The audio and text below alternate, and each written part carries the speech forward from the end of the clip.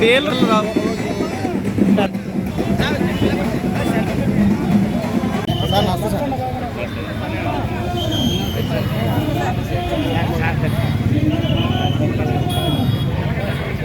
ఎన్ని మీరు ఎలా వచ్చేస్తారండి?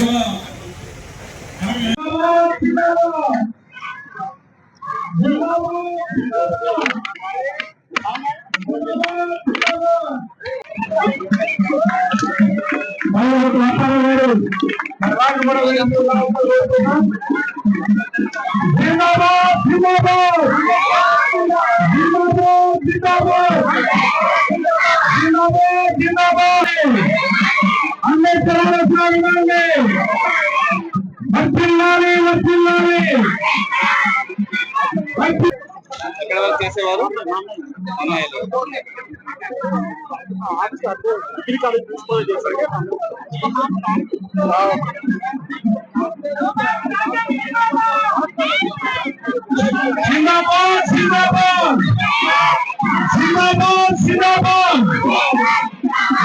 హామీ ఇచ్చారు, అన్ని హాస్టల్స్ బాగు చేస్తామని, బాగు చేస్తాం, దగ్గర కృషి చేస్తామని తెలియజేశారు.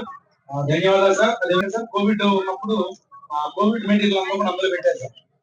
సరే అప్పటి వరకు మొత్తం పర్లేదు, కానీ తర్వాత ఈవీఎంలు పెట్టారు సార్. ఈ విధంగా దాదాపు 3 సంవత్సరాల పాటు ఎవ్వరు కూడా అందులో కార్యక్రమం చేయడానికి చేస్తారు. ఆ రోజు మీరు అన్నట్లు అధికారులుగా చాలా బాగా స్పందించారు సార్. మొత్తం డిమాలిష్ చేసి రిజిస్టర్డ్ బిల్డింగ్ కడతామని బిఆర్ అంబేద్కర్ గారి పేరు చేసిన పని ఎక్కడో మన ప్రతిరోజు దైనందిక జీవితంలో ఎక్కడో ఒకటి దాన్ని దాన్ని స్మరించుకోవడమే చేస్తాం. సో స్టూడెంట్స్ అయితే మనం ఎంత చదివినా స్ఫూర్తి తీసుకోవడం కానీ, ఒక కారణం కోసం అంత పోరాడడం కానీ, ఎన్ని కష్టాలు వచ్చినా, ఎంత శక్తివంతమైన మనుషులు ఎదురుగా ఉన్నా పోరాటం నేర్చుకోవాలి. సో అలాంటి స్ఫూర్తి నింపిన నాయకుడిని స్మరించుకోవడం, పిల్లలందరి మధ్య సెంటర్ లో మనం పెట్టుకోవడం, దీనికి సంబంధించిన చాలా సంతోషం.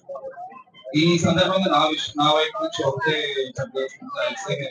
సో ఇందాక అంబేద్కర్ భవన్ గురించి, దాంట్లో ఇష్యూస్ గురించి, హాస్టల్స్ లో ఉన్న సంబంధించి అమౌంట్ గురించి చెప్పేది నా దృష్టిలో ఉంది ఒకటి.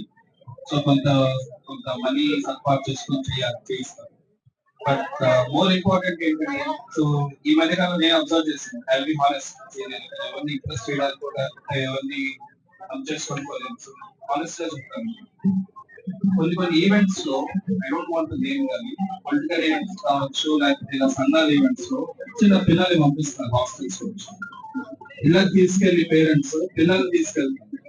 ఇది కాదు మనం నేర్పించాల్సింది. సో మనం ఇదే ఈవెంట్ ఇంతమంది స్కూల్కి వెళ్ళాల్సింది ఈ రోజు ఇదే ఈవెంట్ వర్కింగ్ డే జరిగితే ఎంతమంది పిల్లలు పట్టుకొస్తున్నారు. ఈ జిల్లాలో ప్రముఖంగా చూసిన ఒక, అంటే నేను పదం వాడకూడదు కానీ ఇది ఒక వ్యాధి. చిన్న పిల్లలు, చదువుకునే పిల్లల్ని పార్టీ జెండా వేసి almost third class, second class ఉంది. ఏదైనా స్కూల్ కాదంటే మా నాయన ఉంటాడు, మా నాయన పట్టుకొచ్చాడు. ఇది మనం నేర్పిస్తా ఉండేది. అర్థమైందా? మనం ఎన్ని బయట మాట్లాడినా, ఎన్ని సంఘాలు, ఎంత పెద్ద నాయకులు, మనందరం కలిసికట్టుగా ఉండాలి, పోరాడి ఎంత బాగానే ఉంది. ఎప్పుడు పోరాడగలరు? మీ పిల్లలు చదువుకున్నప్పుడు, మీరు చదువుకున్నప్పుడు కాదు, మీ పిల్లలు చదువుకున్నప్పుడు, అంతేనా? వాళ్ళకి ఏం నేర్పిస్తున్నాం చిన్నప్పటి నుంచి? ఇలా వీధుల మీద కొట్లాడుకోవడాలు, ఇలా స్లోగన్ చేసుకుంటూ రోజంతా తిరగడాలు, స్కూల్ వదిలేస్తాం. సో ఆల్రెడీ కొంత వెనుకబడిన ప్రాంతాల్లో, వెనుకబడిన కమ్యూనిటీస్ లో, వెనుకబడిన వర్గాల్లో ఉన్న వాళ్ళని ఇంకా వెనుకబడడానికి చేసే ప్రయత్నం అనిపిస్తుంది నాకు, నా పర్సనల్ ఒపీనియన్. సో దీంట్లో తప్పు ఒప్పు నాకు తెలియదు. బట్ ఈ జిల్లాలో అతి ముఖ్యంగా నేను చూసిన ఒక very very bad habit. So దయచేసి ఈ సందర్భంగా అది ఒకటే చెప్తాను. ఇందాక నేను వస్తుంటే ఎవడో చిన్న పిల్లవాడు అది చూసుకుంటే, సో ఐ రియల్లీ రిక్వెస్ట్, మనం పోరాడాలి, మనం కలిసికట్టు ఉండాలంటే మార్గం ఏంటంటే కరెక్ట్ గా చదివించుకొని వాడి వల్ల 10 మంది ఉపయోగం కలిగించాలి. అంటే అదొక్కటే మార్గం. అంతేనా? ఏ కమ్యూనిటీ బాగుపడినా అలానే బాగుపడదు, ఇక్కడే కదా ఏ దేశంలో అయినా కూడా. సో దయచేసి పిల్లల్ని ఇలాంటి పనికిమాల వాటిల్లో ఇన్వాల్వ్ చేసి వాళ్ళని ముందు పెట్టి వాళ్ళని ఆర్డర్ చేయాలని చెప్పి మనస్ఫూర్తిగా ఈ రోజు ఈ సందర్భంగా అందరికీ కోరుకుంటూ, ప్రతిరోజు మనకు పెట్టుకోకపోయినా ఏదో ఒక విధంగా డాక్టర్ బిఆర్ అంబేద్కర్ గారి పేరు వారు చేసిన పనిని ఎక్కడో మన ప్రతిరోజు దైనందిక జీవితంలో మనం ఎక్కడో ఒక చోట దాన్ని వాడటమో లేకపోతే దాన్ని స్మరించుకోవడమో చేస్తాం. సో స్టూడెంట్స్ అయితే మనం ఎంత చదివినా ఆయన నుంచి స్ఫూర్తి తీసుకోవడం కానీ, ఒక కారణం కోసం అంత పోరాటం కానీ, ఎన్ని కష్టాలు వచ్చినా, ఎంత శక్తివంతమైన మనుషులు ఎదురుగా ఉన్నా పోరాటం నేర్చుకోవాలి అతని గురించి. సో అలాంటి ఒక స్ఫూర్తి నింపిన నాయకుడిని ఈరోజు స్మరించుకోవడం, పిల్లలందరి మధ్య అండ్ ఇలా కాకినాడ సెంటర్లో మనం ఈ మీటింగ్ పెట్టుకోవడం, దీనికి సంబంధించిన పెద్దలు కానీ తర్వాత కమ్యూనిటీ లీడర్స్ కానీ ఇలాంటి సమస్యలు చెప్పడం చాలా సంతోషం. ఈ సందర్భంగా నా వైపు నుంచి ఒకటే చెప్పదలుచుకుంటా, ఇట్స్ లైక్ రిక్వెస్ట్. సో ఇందాక ఆల్రెడీ అంబేద్కర్ భవన్ గురించి, దాంట్లో ఉన్న ఇష్యూస్ గురించి, హాస్టల్స్లో ఉన్న మెయిల్స్ సంబంధించి అమౌంట్ గురించి చెప్పేది నా దృష్టిలో ఉంది ఆల్రెడీ.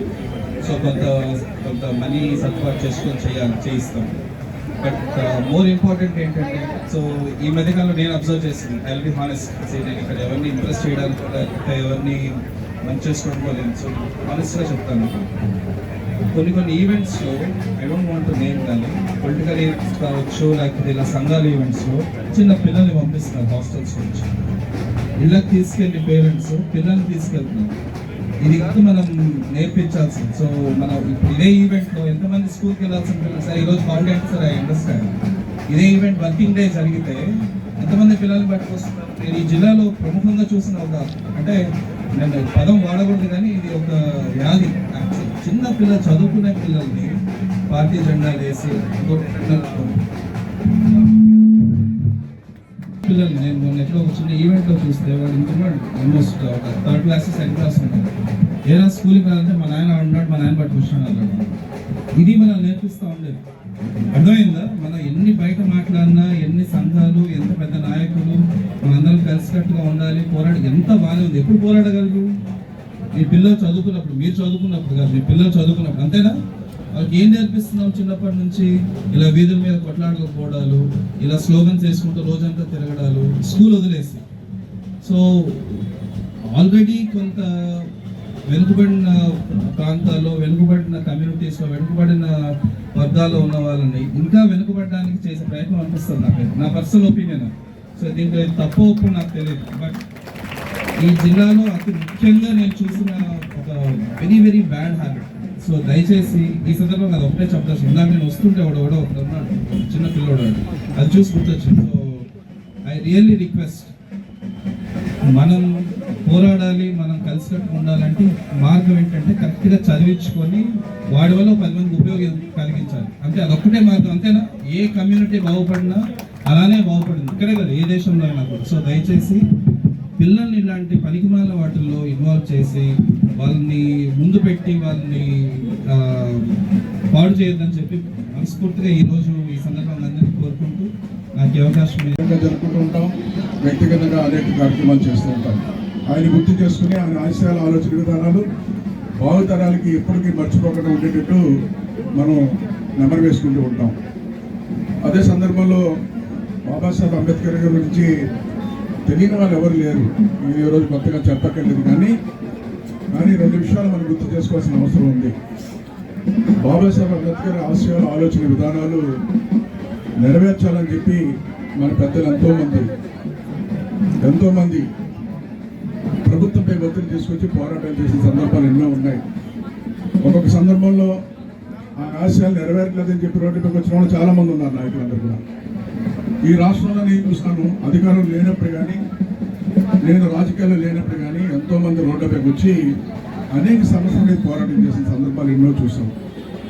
కానీ మనకి చట్టపరంగా రావాల్సినవి కూడా ప్రభుత్వం అమలు చేయకుండా కూడా ఇబ్బందులు పెట్టిన సందర్భాలు ఉంటాయి. రోడ్డుపైకి వచ్చి సాధించుకున్న సందర్భాలు ఎన్నో ఉన్నాయి. ప్రభుత్వంపై గుర్తు చేసిన సందర్భాలు ఎన్నో ఉన్నాయి.